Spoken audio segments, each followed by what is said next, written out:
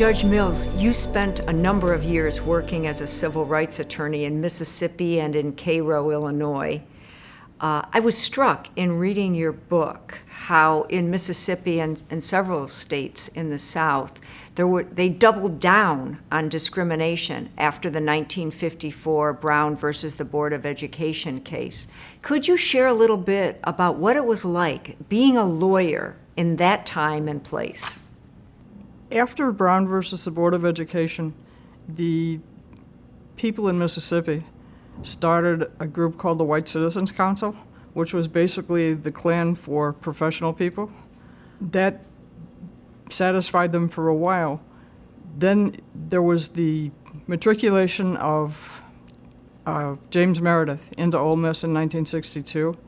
There were the Mississippi Highway Patrol permitted massive violence and rioting. Federal marshals and the National Guard were called in, but in the end of it, 2 people were killed. With the beginning of integration of the higher schools, Mississippi decided they needed more. So Mississippi, Alabama, and Georgia passed what they called interposition resolutions.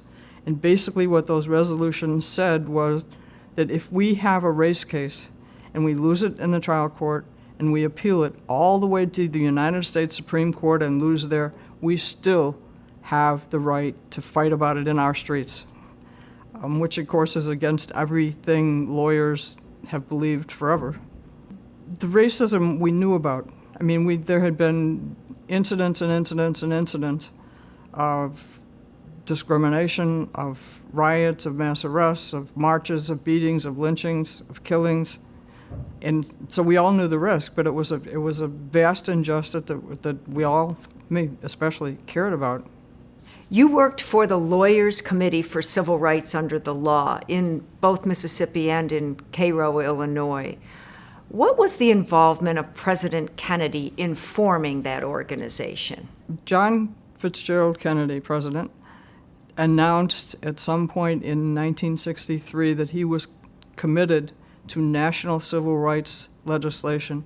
That caused a lot of people in the country, particularly the South, to be very, very uncomfortable, if not hostile. He and Robert Kennedy set up a series of meetings with labor, with educators, with the healthcare field, with big business, with many, many groups to come and meet with them in Washington and talk about what was needed and what the problems were. And they reached a point where Bobby Kennedy said to his brother John, "Where are all the lawyers?" And then they had a meeting with lawyers. And I think there were 180 to 200 lawyers who came from all over the country, representatives mostly of big bar associations or bar associations, period, including many from the South. At some point, Kennedy said to the lawyers he was talking to, I have committed to national, as you know, civil rights legislation. I want to run for president in 1964, and I am going to suffer a catastrophic loss of votes in the South, so please vote for me. And a black lawyer got up and said, "But sir, in the South, we can't vote." Judge Mills, you spent a lot of time in Mississippi working on voter registration and voting rights issues. Could you share a little bit about that and about the significance of the Voting Rights Act of 1965? We took a criminal case in as many counties as we could, and in that criminal case, because you could only do it in a criminal case, we would file a motion to quash the jury venaries on the ground of systematic exclusion of blacks, because, of course, the names on the jury list came from the voter registration list, and there were no blacks registered in most of those places, or very few.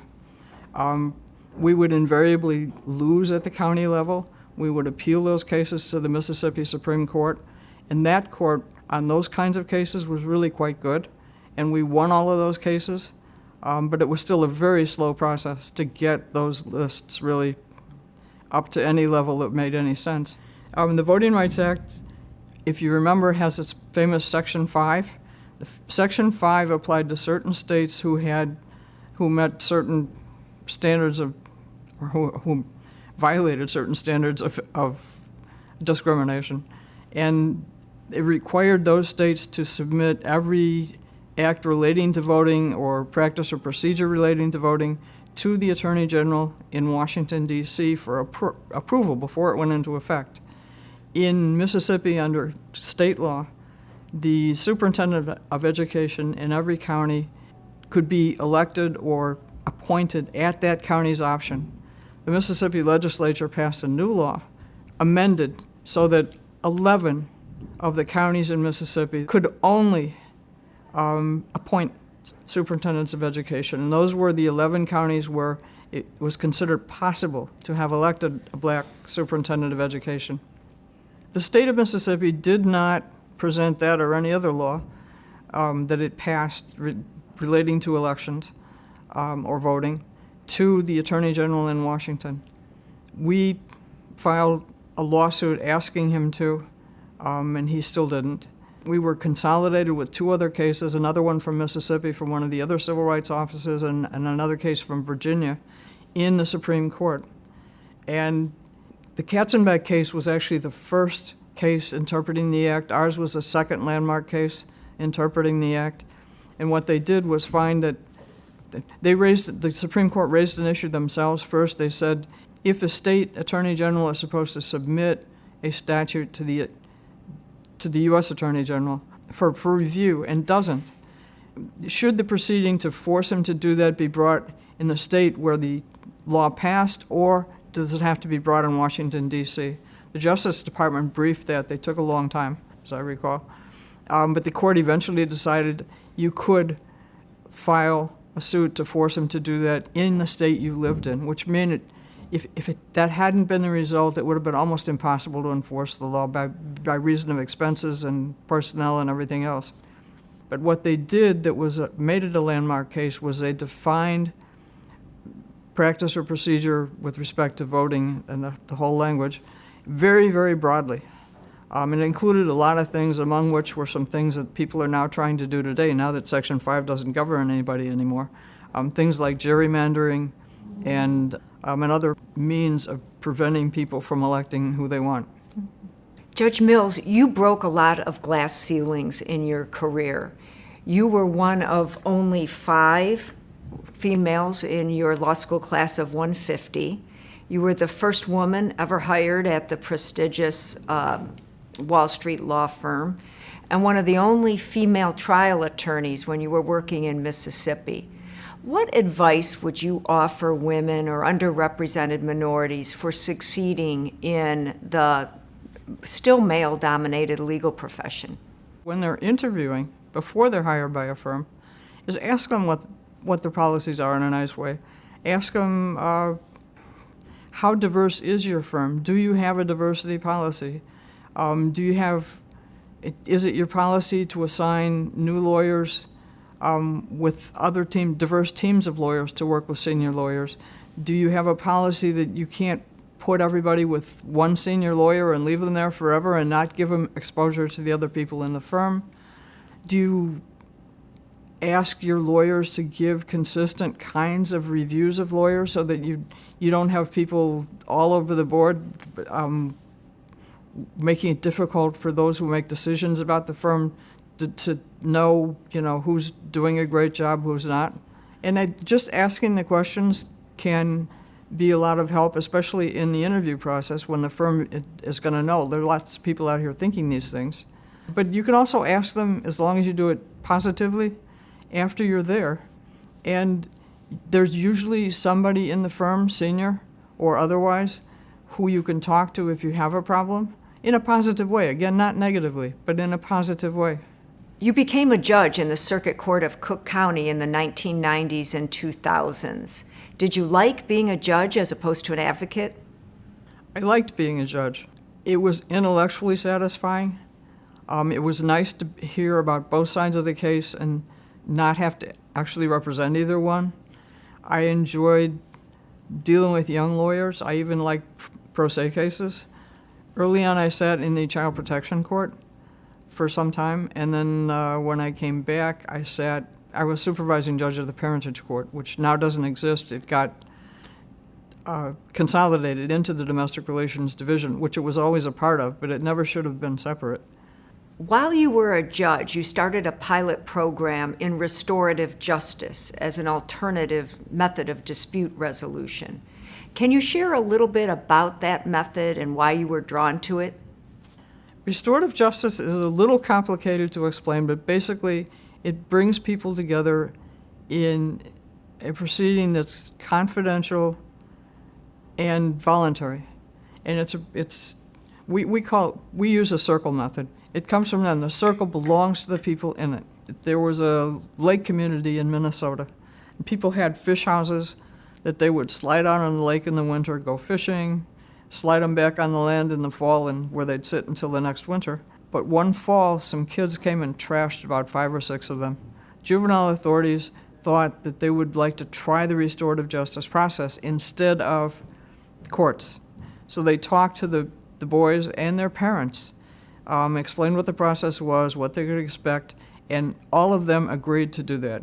Only after they had all agreed did they go to the people who owned the fish houses and say, do the same thing, explain the process, ask them to participate, and everybody said yes except one guy. This guy was really hostile, and he wanted to see these kids hung up by their thumbs or something really awful, and he was very upset that his fish house had been damaged. But finally he did agree. So they came and they had their circle, and the boys first talked about what they did, why they did it, and they answered questions from the people who had the fish houses, and eventually the people who had the fish houses talked about, their fish house, what it meant to them, and why they were upset. And needless to say, they didn't call in the one guy who was sort of hostile first. But when they did get around to calling on him, he declined to speak. And he said, I would like my son to speak instead. His son, who was about 23 years old, got up and said, my whole life we've had this fish house, and me and my dad and my brothers would go out every winter and go fishing. We'd buy goofy gadgets for it, we'd tell jokes about it, we'd tell stories about it all year long, and it meant a lot to us. So when he got finished, the group agreed, everybody, the kids and the fish house people, that the kids would do some cleanup and repair, pay some amount in money damages, which was very small because the kids didn't have much money, and would do some community service. And community service in a restorative justice model does not mean go out by yourself on the highway and pick up trash. It means you actually work with the community, with other adults and with other kids, so that they learn to value you and you also learn to value them. And that's what happened. And at the end, someone said, does anybody else have anything they'd like to add? And the guy who had been so angry got up and he said, I'm not at all happy this happened in one sense, but in another, I kind of am, because I don't know that I ever would have heard my son get up and talk about how much this meant to him and his brothers. He said, when these kids have done absolutely everything that they've promised to do, I would like for them and their dads to come out and spend some time in the fish house with me and my sons. Your professional life exemplifies the ideals of public service. Can you comment on a lawyer's duty to perform public service? Lawyers have a special responsibility, I think, because of their training and their role and what they know and how they do it, to deal with the public, whether it's taking a pro bono case, whether it is public speaking, whether it is taking part in whatever cause they believe in. They really need to do that, and they will find not only do they need to do that, but it's rewarding. And the people they will meet and work with in those kinds of endeavors are great, wonderful people. They will extend themselves very nicely.